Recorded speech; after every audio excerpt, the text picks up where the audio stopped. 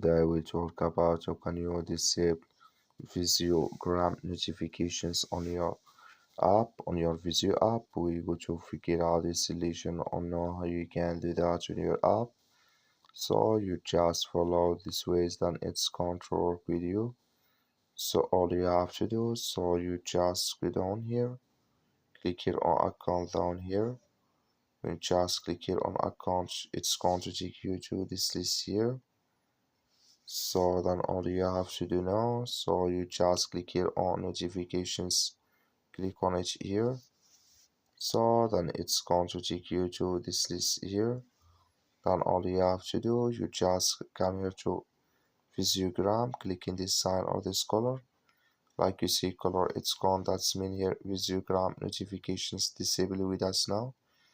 That's all you have to do. That's all. Thank you for watching. Don't forget to support us by like and subscribe.